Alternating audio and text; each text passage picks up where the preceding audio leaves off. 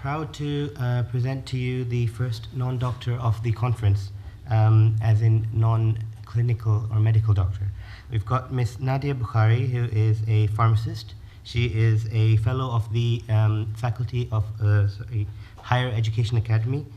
She's a pharmacist. She is a member of the Royal Pharmaceutical Society, and she's going to discuss the role of pharmacists in patient safety within the NHS. As Dr. Ahmed has mentioned, we crash a plane every other day. That's how many people we kill with the errors, and quite a lot of them are medical errors as well. So, Ms. Nadia Bukhari, thank you. Thank you very much for your introduction. My name is Nadia Bukhari. I'm a senior teaching fellow at the UCL School of Pharmacy, and I'm the lead for the final year MPharm degree course here at UCL. In addition to that, I am a fellow of the Royal Pharmaceutical Society. I'm also an elected board member for the Royal Pharmaceutical Society for England, making me the first Muslim woman to be on the board. So trying to break some glass ceilings there. Thank you. So very rightly so, I'll be highlighting the role of the pharmacist in patient safety. And pharmacists have lots of roles to play and lots of contributions to make when it comes to patient safety. But one area which I'm going to highlight and showcase today is medication safety in particular, as pharmacists are the experts in medication. So in 2007, Safety Quality Care produced a report in collaboration with the Royal Pharmaceutical Society called The Contribution of Pharmacy to Making Britain a Safer Place to Take Medicines. So there's many national campaigns running here in the UK, and in England at the moment there's a national campaign called Patient Safety First Campaign, and there's 5 key interventions, and one being medication safety in relation to high-risk medication.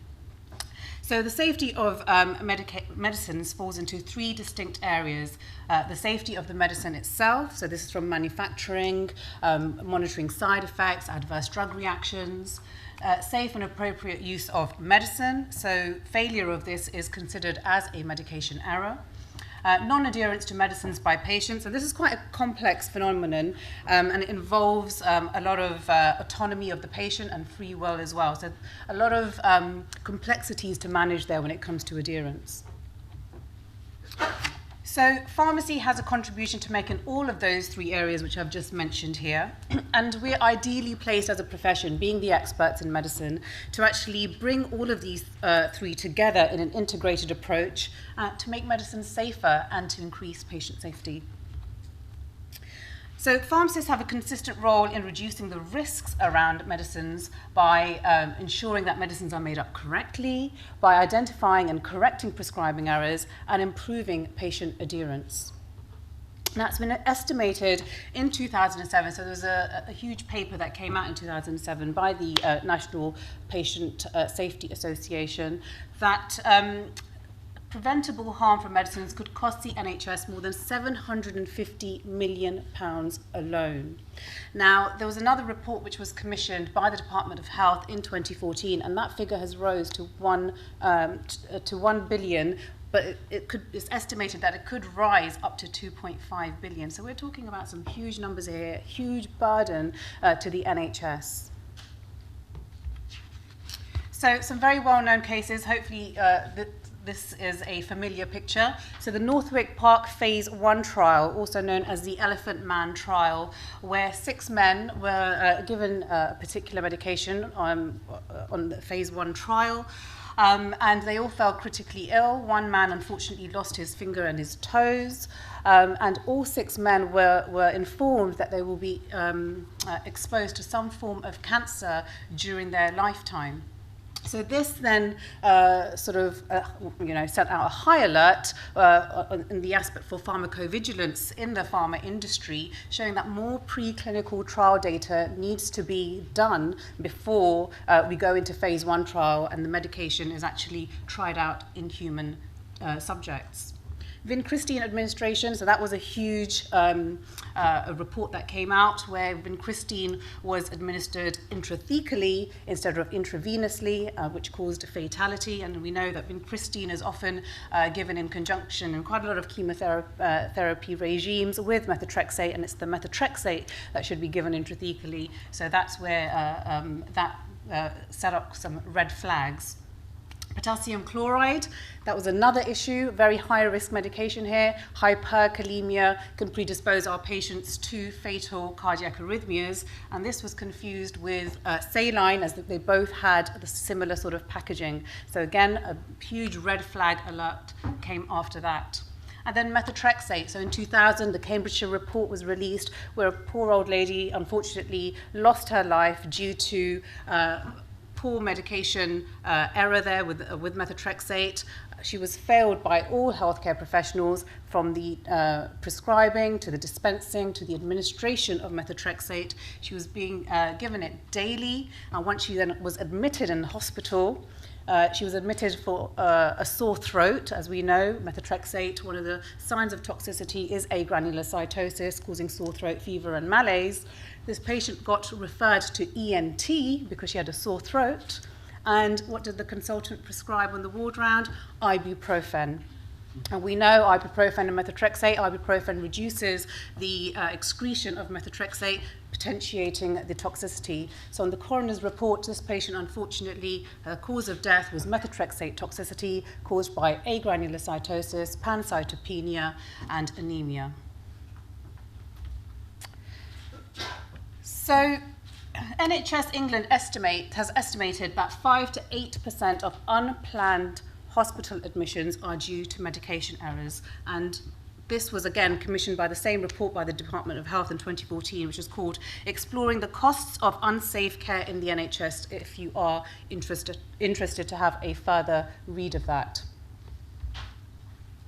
So prescription errors also play their part in medication safety. One study with 14 community pharmacists showed that in 0.75% of GP prescriptions, errors were identified, and between 5 and 32% of these errors could have caused harm. Now, I'm not going to go through, there's a lot of stats and there's a lot of data to actually show how pharmacists can help towards improving patient safety when it comes to medication safety. So I'm just going to skip through these slides here. But if you quickly cast your eye through these stats, it actually shows that the highest incidence of errors in primary care arise through non-adherence and inadequate monitoring and review of therapy.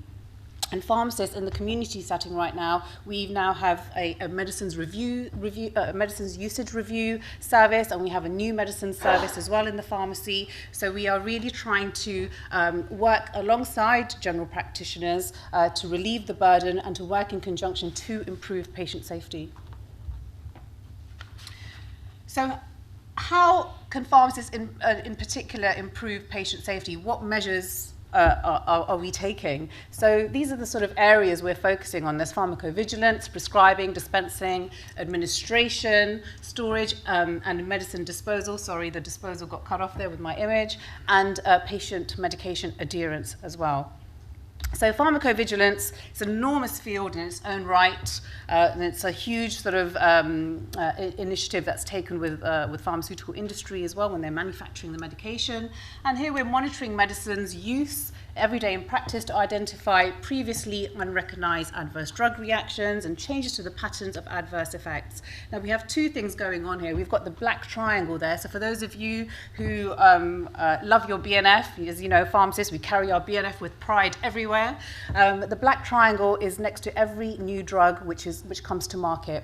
So every single side effect, doesn't matter if it's even, you know, a mild headache, that your patient experiences when they're on a new drug with that black triangle, it needs to be reported to the MHRA because they're still collecting data. That's the sort of phase 4 of that release of the medication. And we do this via the yellow card scheme, and there's lots of yellow cards at the back of the BNF which you can use to actually report any adverse drug reactions to any medication. So prescribing errors, they fall into 4 main categories. So prescriptions inappropriate for the patient. So for example, if your patient has a contraindication to a particular medication, or if they're allergic to a particular medication. If there's a pharmaceutical issue, so for example, if IV infusion is prescribed with the wrong diluent or the wrong concentration is given, and this happens all the time, we see sort of incorrect calculations when it comes to IV. So IV is the most tricky one there. Communication failure, so failure to communicate information, not specifying a dose, or the prescription might be illegible, or there might be key pieces of information that is not on the prescription. And then the transcription error as well. So either the wrong drug, incorrect drug is prescribed, the drug might be no longer needed, but it's still prescribed for the patient. So that's something that we look at as pharmacists. So we de-prescribe particular medication. Omitting a regular drug. So say, for example, A&E on admission, you're taking a patient's drug history and some of the regular medication is missed off. That also constitutes as a medication error. So dispensing-wise then, labeling, content, clinical documentation. So this is what dispensing errors comprise of. Now in a hospital setting, for those of you that do work in hospital, if you've ever walked down to your hospital pharmacy, most hospital pharmacies now have robotic dispensing, and that deals with the content error elimination. So that's been very, very productive. And again, we've done studies, we've done and published evidence-based to show that the robots have actually helped in minimizing drug error. So administration-wise, we have these are unintentional deviations between the medicine prescribed and that administered, and these include unintended omissions. You must have seen on your ward rounds, there's patient lockers now next to your patients. Now this was initially introduced to minimize error. So patients would bring in their own medication, we'd have the medicines reconciliation process, and patients would bring in their own drugs. So pods would be put inside the lockers. However, again, evidence base has shown that this has had no benefit in improving patient safety or medication safety, but we're still using the lockers because we've paid for it now, so there they stay. And technology as well. So technology has a huge part to play in minimizing medication errors. So in some hospitals, there are automated ward-based dispensing systems as well, and that's shown to be quite beneficial. Storage and disposal, so as pharmacists we love this, and there's a plethora of standards that actually deal with the storage and safe disposal of medication. They have implications not only on public health but on the environment as well. So improper disposal of medication can have a huge impact on the environment. Adherence, as I mentioned before, it's quite a complex phenomena. We have intentional and non-intentional adherence. So intentional is where we're looking at the patient's belief around particular medication or taking medicines, and non-intentional are looking at barriers which stop the patient taking their medication. And we tease this out, and this is where we need to communicate with the patient. So all the things that we've heard this morning, the leadership, I think we looked at some sort of consultation skills, the empathy with your patient. So more sort of advanced consultation skills with your patient can help you tease out the non-adherence aspect and why your patient is not taking their medication. And one sort of simple study that has been done in the world of pharmacy, just a simple phone call to a patient, and this was done in 2008 by Elliot. Just a simple phone call can actually help reduce, help improve your patient's adherence, because they get the reassurance, they get somebody to talk to about their medication. And that's where we have started this new medicine service, which has been commissioned by CCGs locally, where if a patient is prescribed a new medication, the pharmacist then does a follow-up every 2 weeks to see how the patient is getting on with their medication. Of course, I'm literally on my last slide. And technology-wise as well, so I'm not going to go through each and every example here, but you've seen now EPS, electronic prescribing, is now becoming quite widespread across the NHS. SCRs, so you've got summary care records as well. Everything's happening electronically to try and minimize errors as much as we can. So Conclusions then. So patient safety is a very high priority, and in particular medication safety, which actively involves pharmacists for the safety of medicines, safe and appropriate use of the medicine, and dealing with non-adherence as well. And these all contribute to harm, and also they can have a consequence on the NHS as well.